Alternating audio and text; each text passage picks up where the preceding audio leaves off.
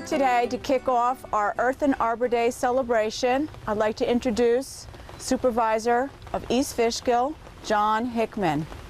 May I have the microphone? Thank you very much, Lori. Thank you very much, actually, to Lori Brangelman and to Brent Feldweg, two of our people who present Earth Day every year at the town of East Fishkill. And today, appropriately, being as we're having a little bit of rain, we're specifically looking at the Fishkill Creek watershed and the importance of water and water resources to nature and to us as humans. Just a couple quick things. You know, thinking about water, it's all around us. We've had a few days of rain. We will be happy to see the sun, but you have to understand how important the rain is. You know, over the years, I've gotten to know a lot of farmers, and in a few months, we'll be looking forward to picking up locally grown corn. But if you look at a near locally grown corn, it's not only the quantity, but the quality of the corn depends on rain. It depends on when the rain happens, how much rain, and when they get it. Rain is so important. The watershed is so critical to human life. It's hard to believe because everybody kind of takes it for granted. And even the astronomers, when they're looking for life on other planets, the first thing they look for is water. So water is just such an essential part of our life. And I'm proud to be with Lori and Brett today and recognizing the Fishkill Creek watershed and what it means to sustainability of life. So with that, that's my introduction. Again, thank you to these people and the people that they work with, because this is such an important topic and very appropriate for Earth Day. Lori, here's the microphone. Sure. Okay, next up is going to be Caitlin Feldweg. She's going to talk about watersheds, and she's going to actually do a presentation. Come on in, Caitlin. Hi, I'm Caitlin, and I'm going to be talking about our watershed. So a watershed is an area of land separated by ridges which drains into a specific body of water like rivers, lakes, streams, and creeks like the one we got here. So a watershed helps drain water, rainwater, and snow. It supplies our drinking water, helps water agriculture, and lets us do things like canoeing and fishing. But there are some ways that we as property owners that have lakes or little creeks that we can help protect them so that they don't get any kind of garbage or stuff in it. So we can keep it clean by keeping garbage out of it, and if something happens where you change like your oil in your tractor, or you change, I don't know, lawnmower or gas and stuff, and it gets into your body, a little body of water, you can call the DEC, and they have a system to help. Yeah. Remediate that. Remediate. Yeah. Thank you. Another thing that you can help your little stream or something is you can plant different shrubs like what we're going to do today, and that helps the storm water. When it drains off, it can go right to the plants and help water the plants instead of going off right into the stream. Another thing that you could do is when you guys are washing your cars, if you put it on a pavement or something, or no, put it on the grass, not the pavement, because the water and the soap that you use can seep into the grass and help water the grass instead of seeping down a piece of paved road and end up in the stream. The fourth thing that you guys can do is make sure that your septic systems are checked, because if it bursts and you get all your nasty stuff into the lake and streams, that can also have an effect on it. And what I have on I have a map of, this is the Fishkill Creek watershed, and it's surrounded by ridges of which I talked about that helps separate the different watersheds that we have, and this is one of the ones that we live in. And I have it, the different colors are the sub watersheds that make up the big watershed. And the blue one is the Sprout Creek subwatershed. The gold one is the Jackson Creek. The brown one is the Fishkill subwatershed. This big green one is the main subwatershed. This little off red one is the Little Whaley watershed. This orange one down here is the Wikipi subwatershed. This red one is the Clove Creek, and this little purple one is the Urban Stream Creek subwatershed. And the main creeks or streams that would run through this particular one is the Fishkill Creek that starts down here and goes all the way up to like here, and the Fishkill Creek goes from here and goes all the way up here. Jackson Creek starts like here and goes up to here, and Sprout Creek goes here and starts up to there. So that. Can I ask a question? Sure. What is, I mean, the total area, I believe, of the Fishkill Creek watershed is huge. It's like 900 square miles or something, right? Yeah. So it's this, and now, and if I just bear with me, it's all formed, these outcroppings, is really all formed by the Ice Age, by the glaciers from the Ice Age. When the glaciers receded, they would leave rocks and rock outcroppings, which really form the bowl that creates the Fishkill Creek watershed, right? Yeah. It's quite a large watershed. Yes, it is. You know, and if I may, and when you talk about that, because we've had instances in the town of East Fishkill, I really can't get my bearings. We're probably around in this area where we had flooding. Now, the odd thing that we noticed about the flooding was the actual peak of the flood happened 12 hours after the rain event stopped, which we didn't expect that. Yeah. But it's all the funnel effect from the, I guess, from the upper Fishkill Creek watershed. It takes that long to work its way down to us. Yeah. So we're surprised at that. And back to your point too, I'd like to say it if you don't mind. That's fine. When you talk about washing cars on impervious surfaces, you know, in the past, this had been an engineering concept, I believe, that, you know, pave everything. Pave everything. And paving everything is not really good because No, you need it's to go not. into the grass, right? So that's why I like to see more into our water table, into the grass. Yeah. So I think that's an important point. So thank you for bringing that up. Thank you. So, Caitlin, I have a question. Where the Fishkill Creek watershed, the Fishkill Creek is the main watershed in the watershed, and of course we're standing by it. Where does that go, Fishkill Creek? Where does it flow into? It all ends up flowing into the Hudson River. Going to us. Makes it all the way to the Hudson. All the way to the Hudson. Wow. Yep. Yeah, and even the other watersheds around it all end up flowing into the Hudson.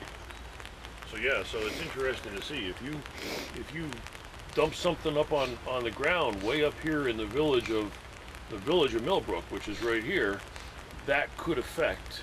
Look at the amount of area that could affect if you dump something Yeah, that on can the ground. affect It gets the into entire stream thing. and flows down through that watershed. So it's really important. I can see it's really important to take care of the watershed. And I think, you know, actually, thoughts have changed about this over the years. People really, over the last few decades, are just starting to recognize the importance of the watershed and water quality. Because it seems like everybody just sort of, again, took it for granted that water's here all the time, and not necessarily the case. So, and when you look, I know you're going to talk about stream bank stabilization. Our ducks are here. Yeah, I know. I know, our ducks even stopped by this morning, Our so it's ducks kind of nice are- to have our ducks here. They don't mind the rain. When you talk about stream bank stabilization, another thing that I think we've seen over the past few decades with engineering concepts was that you divert more water to a water body, but then you have what they call point discharge, and it creates it's a significant contributor to erosion. And now we have to kind of build up to protect our water bodies against erosion. Yeah. So I think, and when I look around and I see like roots and things of trees on the banks, you know, that's evidence of erosion that we need to kind of stabilize. Very good. Thank you, Caitlin. Thank you. Caitlin, thank you very much. That was very informative. So I guess what she was trying to say is it's very important to have the rain perk through the soil before it reaches our watershed, before it reaches the creeks, before it reaches the lakes, because the soil is what takes out the impurities of all the pollution that humans put down on surfaces. So it's better to go through the soil than it is to go on impervious surfaces. When we talk about impervious surfaces, those are things like roofs, those are things like driveways, those are roadways, and those things just tend to funnel all of it, and then it just gets dumped right into, let's just take for example the creek over here. And when you have stuff hits the creek and it hasn't been filtered, it could be too hot or too cold, and it interrupts the wildlife that's in the creek. And this is a fishing creek. This has wildlife in it, and they need to have something that's extremely stable. And talking about stable, we're talking about stabilizing the creek bank with the plants that we have here, and that's very important because that creates shade. So it keeps the temperature of the creek lower, and that's conducive to life in our creek. So with that, I think we have our next speaker. Why don't you step up? I'll pass the Hi, mic. I'm Fred Wells. I'm a landscape architect, environmental planner, and I'm also on the town of East Fishkill CAC. And I'm here to talk a little bit about streamside stabilization and buffers and so forth. We've spoken a lot about watersheds and the water that ends up in the in creeks and anywhere from small streams and eventually into the Hudson River.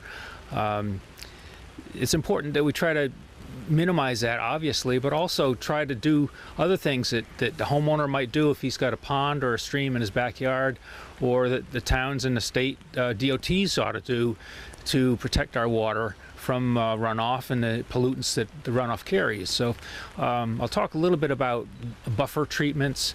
The best buffer treatment would be a woods, like a forest situation where you have trees and shrubs and a lot of ground cover that tend to filter the water and protect the water. And as we spoke about, the flow that comes from upland and from pavements and roads and parking and from lawns ends up obviously flowing downhill. If it flows through a buffer, a vegetated buffer, it'll get filtered, and the water will get filtered, the sediments will fall out, some of the pollutants get pulled up into the plant matter so that it protects the water itself. And obviously for the wildlife that lives in the water, the ducks and the birds that live in the area, and the fish that live in the water, and a lot of the small creatures that you don't even see that live in the water, rely on that clean water to survive and to flourish. In particular, as Lori mentioned, water temperature is important for things like brook trout, who require a cold situation in order to survive, and so the tree cover and shade on the water is pretty important to maintain that kind of habitat. So what we're going to do here today is to demonstrate some planting along the stream bank. In this situation here in the park in East Fishkill, there's a lawn area that comes right up to the edge of the water. And that situation tends not to be such a great situation where you have runoff, particularly if the lawn is fertilized. In this case, I don't think the town fertilizes this area, so it gets a little bit of protection, and certainly the lawn itself filters the water. But in a case like a golf course, it would be wise to have a filter, a grass filter and so forth, to filter the water before it hits the actual surface stream that carries the water away.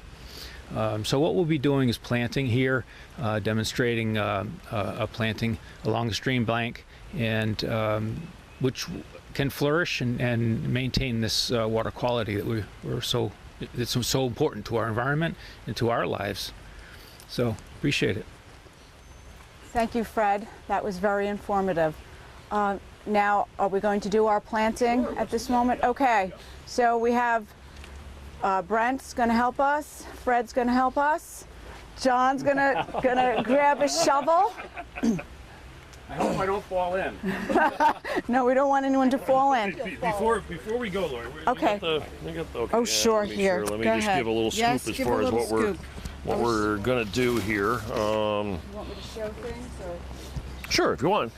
Okay. okay, what do you want to start with? So hi, I'm Brent Feldwig. I'm an arborist and also chairman of the CAC in the town of East Fishkill.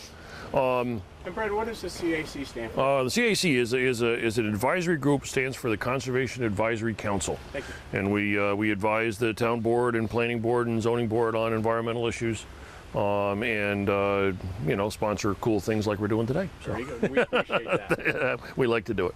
So what we're going to do today is we're going to, you know, as Fred mentioned, we're going to choose a bit of the bank here to show you what a stream bank stabilization looks like and how it's done. I made this little diagram to show everybody, and I'll pass this around. This shows 3 zones that are very common to any wetland area, whether it be a stream, whether it be a marsh, whether it be a swamp, whether it be a lake. And basically, there's zone 1 here, which is a zone that's the most dry of the 3 zones. All these zones are areas that are adjacent or a distance from the actual water. So zone 1 is the most drained. That would be the zone that would probably support the largest trees and the plants that need the most drainage. You know, a riparian, which is a stream side or water body side planting area. The zone 2 would be a zone that's temporarily flooded, gets flooding, experiences flooding, but generally doesn't have standing water all the time. And of course the zone 3, as you get closer to the water, that's the zone that has, you know, that's the water margin that has standing water. So what you try to do, and Fred certainly chime in here as well, you try to design your streamside planting area and select plants that are most adapted to the water conditions in those 3 zones. And that's what we're going to try to show you today. So we have an area over here by the stream. We're going to pick about a 30-foot section along the stream bank. To my right over here, we have a selection of typical, some of the typical stream bank and wetland plants. We have some fern down here. We have some grasses here to put in. We have some red stem dogwoods. We have some. There's a red stem dogwood. Yeah. We have some aronia or chokeberry over here, which is another wetland shrub. These plants are all potted. These are available in nurseries, in local nurseries. These were purchased from Sabelico's nursery right here in Fishkill Plains. They're right here in town. So these are all available to homeowners to use. So we're going to demonstrate how to plant those, and then we're going to demonstrate how to do a much lower cost planting method with these 2 buckets full of clippings here. Okay, and these came right out of my backyard. The one here is pussy willow clippings, and here is alder clippings. These are both a little bit larger shrub type plant. These would be a plant that you'd probably find in a zone 2 here. You know, it experiences some flooding, but as you can see by this diagram, what you want to do with a streamside planting is you want to have a gradation of size. You want to have small plants near the water and even in the water, and you want to have a gradation of size as you go out working toward larger trees. We have some larger trees here. We have dawn redwoods that the town has planted, which are very you know, good and adapted wetlands, you know, and moist soil tree species. So we're going to try to add the rest of that gradation here to what we're going to do today. Okay, so let's get planting. Lori, do you want to do the shrubs and ferns and grasses first by the stream side, and then we'll work our way up? Sure. Okay, good. Something like that would be about the right spacing there. Yeah, I would think so. Yep. I'll do the same thing up here.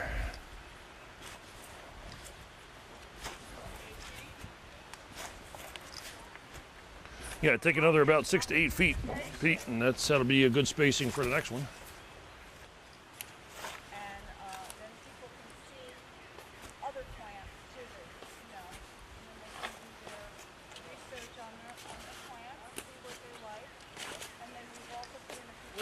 soils here for our initial shrub planting. And we're coming off the actual bank of the stream about 4 to 5 feet. And we're not doing any groupings. We're trying to make this planting look as natural as possible so people can kind of see what a streamside planting area would look like, you know, and how they could do it on their own properties. Okay, you guys you good down there with those? Excellent. Shovelman. Yeah, but not so that we bury it, because they're you know, as again, when you guys plant something, just like you've seen it at other Arbor Day events, you want to plant so that the root collar, Caitlin, I'm going to show this. So we want to plant here. This is one of our red stem dogwoods. We want to plant here so that the root collar, or the top of the soil, is slightly above the grade of the native soil that we're planting in, because that's going to do two things. That's going to allow for the bottom of the stem, or the root collar, to stay dry when it's not flooded or not raining, and that's going to allow for any settling that might happen. Anytime you dig a hole in the soil, you're going to disturb some soil. You're going to mix some air in with that soil. You're going to have the potential for some settling. So, you know, here if we plant a little bit high, you're going to compensate for that settling by allowing the plant to settle just a little bit and still be at the right height. So this is a good spacing here. What we can do is we can have one of our volunteers. This plant's in place. You notice it's out of the pot. We've disturbed the sides of the root ball here a little bit to promote some growth. Now we can have some of our volunteers start to backfill our hole in. So you guys are doing okay over here. You're adjusting the size. The thing about a streamside planting, you never run out of water stuff in there.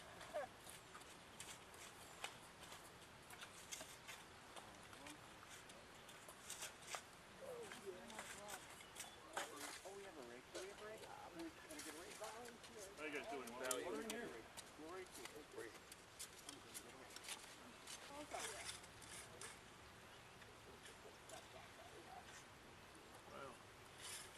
This is a switchgrass. We're gonna kind of intersperse this. Probably on the, what do you think, Lori? On the outside stream side or inside? I ought to probably have it on the stream side. Good question. I would say stream side. Stream side, yes. okay. Yeah, so what I'm going to do is try to divide this in 4 parts, and we're going to just, you know, pick 4 spots right on the crest of the stream bank, because the whole idea behind a grass, which is a kind of a, you know, it's not obviously not a woody plant. It's a soft stem plant. Is you want that to, you know, again, be on the stream side to act as a filter, to filter the water that's coming down into the stream. So we're going to split this in 4 parts. Splitting ornamental grass is pretty low tech. You just really just kind of take a sharp shovel and split the pot down, you know, on however many parts you want to get out of it.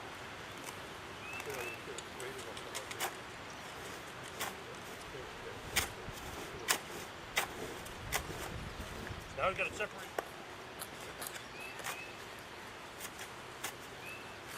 Okay, so I got our grasses separated. Now maybe we can put the fern kind of center in our planting, somewhere in here. So if you want to dig a hole for the fern, Caitlin, we can get that in. I don't have a big shovel. There you go. John's got a big shovel. Yes, in my shovel. I'll get out of it. Take it. I can do the down. I just need you to know the diameter. I'm backing off. I'm backing off.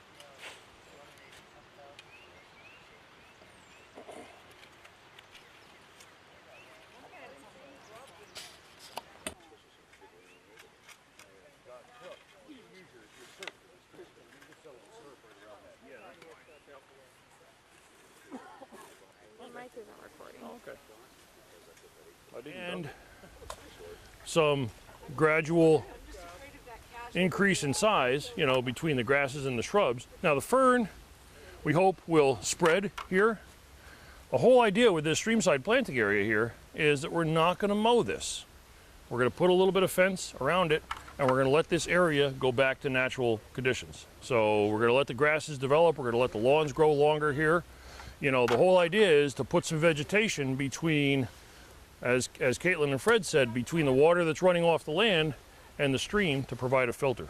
Do basically a snip planting, okay, or a twig planting, and we're going to use a material which is most commonly called root tone, but this is a Miracle-Gro product called Fast Roots. It's basically a plant rooting hormone, okay, that we're going to dunk the cut twigs in, and then we're going to stuff them in the soil with that rooting hormone on, and the whole idea is they will then produce roots, you know, once they get in moist soil like this. So again,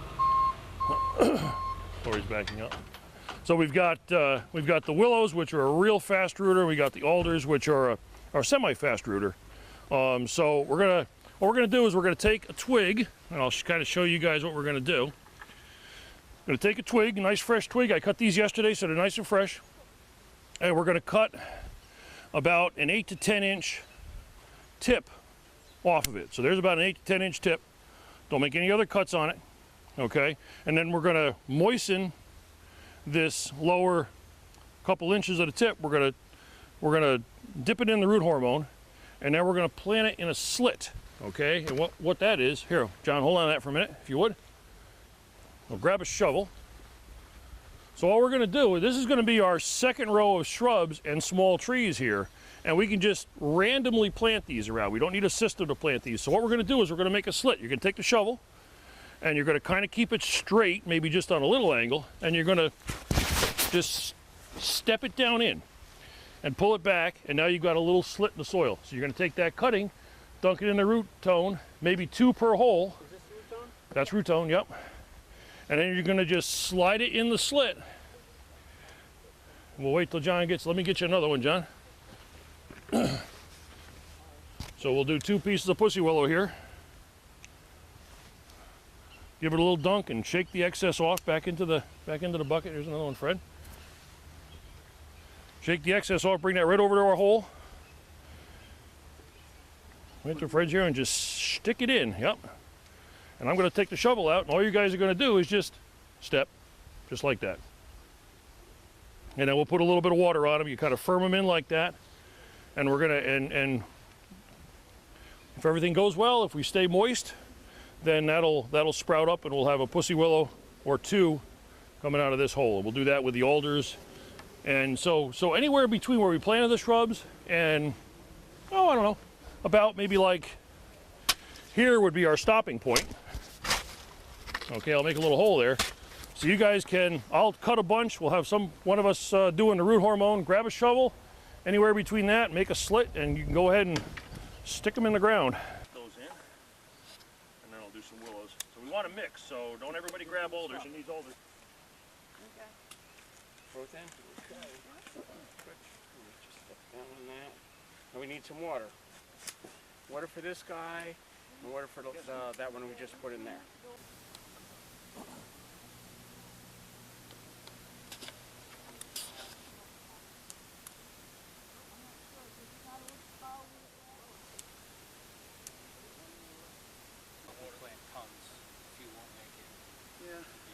I'm not sure how much we can get off of this.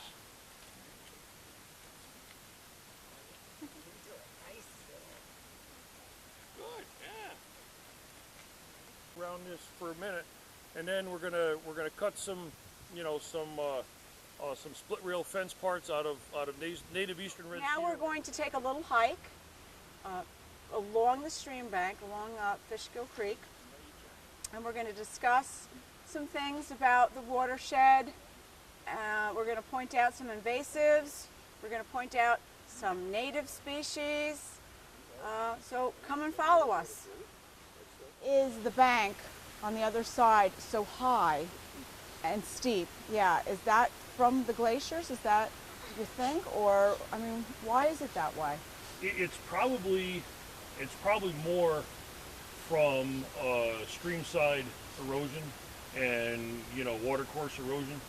On any stream, on any moving water, where that stream turns, the outside of that turn is going to be much more likely to erode than the inside turn. Erosion just means the water is taking away the soil, and very likely what's happened is the stream over the years has cut away that bank, and you can see it happening over there. You can see where there's, you know, where there's blank space underneath a lot of the trees and things like that.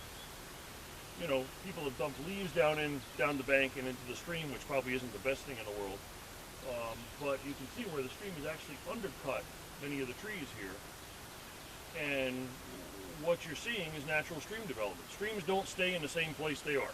They meander, they cut off areas where they make a turn. You know, maybe if you came to this park 500 to 1,000 years from now, the stream might not even be over there. It might have cut this off, and it might have come from there behind the gazebo and ended up down there and cut this off as an island. And that's what streams do. They make turns, which become an oxbow, and then they cut them off on a flood section. So streams move around all the time, and that's due to erosion. That's due to the moving action of water. Water is extremely powerful. Okay, so on our stream side hike here, we wanted to point out a few of the commonly found invasive plants that we see on a lot of landscapes and a lot of forests around the Hudson Valley. An invasive plant, anybody who doesn't know what an invasive plant is, an invasive plant is a plant that doesn't belong here. It's not a native plant. It's either been brought in by poor selections for landscape stock, or brought in as, you know, a collection ornamental or as a hobby plant, and then gotten out of whatever garden it was in. You know, basically then will take over some of the ecology that we see around us. So if you look down here, here's one of our most common ecological disasters. This is barberry. And this is, believe it or not, used in a lot of landscapes. Has been used in a lot of landscapes for years. Now is on the New York State invasive species list and is not allowed to be sold as a landscape plant, you know, in a reputable nursery. This is a huge forest pest and very, very hard to get rid of. What we find, the reason it's a forest pest is because it grows in such dense patches in the woods that it actually shades out the natural seedlings that we want to have. You know, a natural forest produces trees of all sizes. We want to have some of those trees that are small because they develop into the larger trees that we eventually can get, you know, wood products out of, and some of the other benefits of the forest. So barberry is one of the huge, you know, one of the worst forest pests that we see out there that we have, and we battle all the time as resource managers in the Hudson Valley. So if you have barberry on your property, try to eliminate it, try to cut it out. It is one of those plants that's very effective if you use some herbicides on it to try to control it, even though some people don't believe in that. Barberry is here. Another one of our, actually we'll go over here a little bit, of our real common invasive species, which actually is quite pretty some time of the year. This is multiflora rose. And this is the rose that you see. This is wild rose that you see blooming a lot of times in the end of May, first part of June. But this is also a pretty serious forest pest. Just like the barberry, grows in large patches, and it tends to shade out the natural seedlings that we see in the forest. So you can see a small twig here of multiflora rose, but if you look back in this shrub, you can see a much larger multiflora rose, and you can see how it kind of creeps up and ultimately shades out, you know, the native flora and fauna that we see there. So any forest area, any woodland area, the plants are always competing for light and for water and for soil nutrients. And so if you want to promote the ones that are native, then you have to try to take care of and remove the ones that are not native. And you know, here we've got a competition for light because the leaves of the rose are shading out, you know, the leaves of this ironwood, this shrub that is growing through. Yep. Okay, so here we have a battle between. Here's a quiz for you. Everybody know what this is? Remember? Multiflora rose? Nope. This is barberry. This is barberry. Yep. This is barberry. This is one of our invasives, the first one we saw. But this barberry is competing against a native shrub that we see here, which is called spice bush. Okay, and this spice bush is just about to bloom, just about ready to bloom. It's a medium-sized shrub like you see here. It's kind of got this speckled lenticel bark, but you can really tell spice bush. You guys can, well, here, I'll pass it around.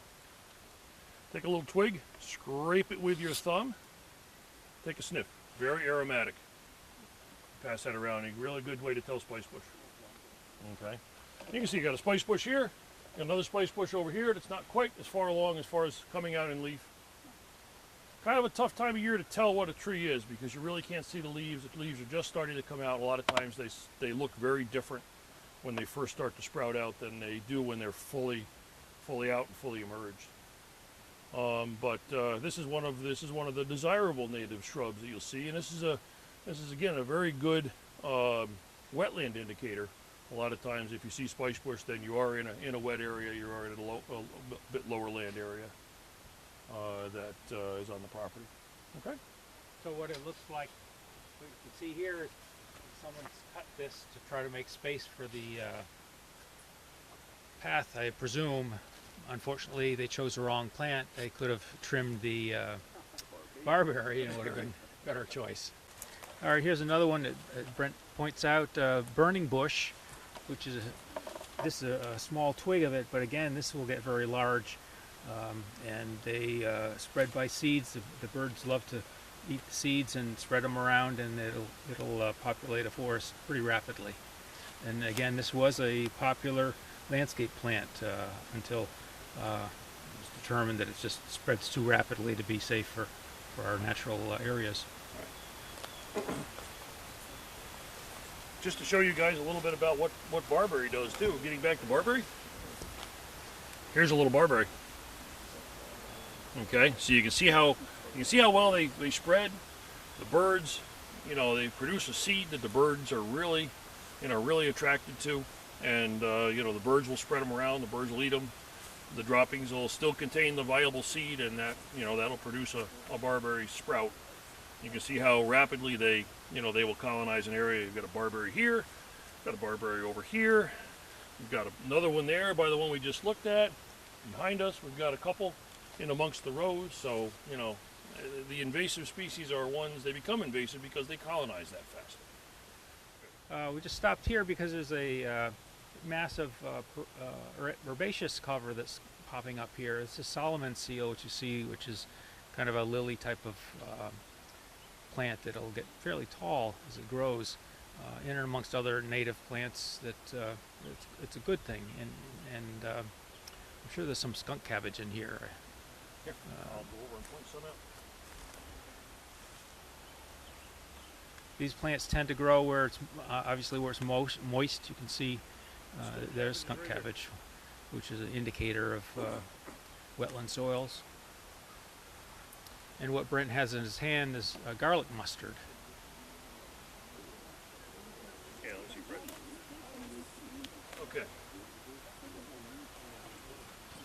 So I wanted to show you guys garlic mustard here. It's not edible. It gets its name from the fact that the plant does smell a little bit like garlic if you crush it. But garlic mustard is another one of these. This is not listed as a forest pest, but this is quite invasive in gardens, and if it gets established in gardens, you will have a hard time getting rid of it. Garlic mustard is a biennial, so it takes 2 years to completely develop its life cycle. So this plant that I have in my hand that we picked out is a second-year plant. Okay, this is going to flower up on top here, and this is going to produce seeds. So this will, then spread the species around. You look down here, and here, you can see some garlic mustard in the first year. And that's all it does in the first year. It produces a couple leaves on the top. It stays nice and low. It doesn't do anything more but produce a lot of energy in the roots. This is 1 year's worth of growth on this garlic mustard. And we're only in, the third week of April here. So, it's a very quick sprouter, coming up, and is quite invasive. While we're stopping here, I also wanted to show you guys a really pretty native plant. You can see right here, this is just about in bloom. These are the leaves right here, these kind of green mottled ones. This is called the trout lily. Okay, and this is, again, a native, woodland flower. You know, very, very common, very commonly found in most forests, you know, in this part of New York State. Question, what are these again? This is Solomon's seal. Yep. Okay. Now, is that native or invasive? It is, yeah. Native. Yeah, it's native, yep. That's a native, yep. There's another trout lily there, Fred pointed out. This guy here? I don't know. You guys have to look it up. Yep, there's a lot of stuff out here that you have to look up and figure out what it is. Well, I mean, I guess for, you know, for the, you know, from the perspective of, you know, a municipality and you know, keeping people's property values where they should be, flooding's a bad thing. But when you look at ecologically, flooding's not a bad thing. We're standing in the floodplain. And if you look across the stream, you see all that flat area, it's about 4 to 5 feet above the stream. That's the floodplain. So if you look at floods ecologically, if you slow down the velocity of water in a flood and let that water go out into the floodplain, yeah, you're going to flood some properties, but you're not going to have a severe flood downstream as you would if you had a straight channelized stream with nothing in it. So, okay, you guys, anybody know what kind of tree we have here? Besides a blue trunk tree? What kind of tree, Kate? It's an ash tree. It's an ash tree, yep, absolutely. It's a white ash tree. You guys see this here? And here, and here, and here, and here, all these blonde sections going up the trunk. Bark on white ash should look like this. It should not look like this. You know what's making these holes here? Woodpeckers. What's the woodpecker going after? The bugs. What bug? Oh, Emerald ash borer. Yep. Yep, this tree is heavily infected with emerald ash borer. Okay, the woodpeckers are not beating their head against this tree for nothing. What they do is they get on the tree, they hear the borers feeding in there, and they go after the borers. This tree is probably not going to leaf out. This tree is probably killed by now. Emerald ash borer is a huge forest pest. We're just seeing the start of it. It's a pest that if you don't treat your ash tree, you will lose it. Okay, so we're standing in a forest right now that contains a lot of ash trees. This forest is going to look real different in about 3 or 4 years because you're going to have a whole lot of habitat. You're going to have a whole lot of dead trees here. This is a non-native invasive insect species that was introduced in actually nursery stock from the Orient, from China and Japan area. Okay, and there is some natural controls that are beginning to be introduced, but they're not going to catch up recently. You know, so you know this is a big problem. So if you have an ash tree in your property, identify it, figure out whether it's important to you. If you want to try to save it, if it hasn't been attacked this severely, you have some chances to save it. There are some injection treatments that can be done to help protect the tree from the borers and also to kill off the borers if you catch them real early. So we're going to put a closing to our event. We did our planting. We got all our shrubs in. We got our grasses in. We got our clippings in. And our one little lonely fern there. I want to thank everybody for speaking, for showing up, for participating. And just want to remind everybody how important our water is to all parts of our life. Thank you very much. Have a good day. We need to close this hole up here. And there's more snippings over here if anybody wants a snipping.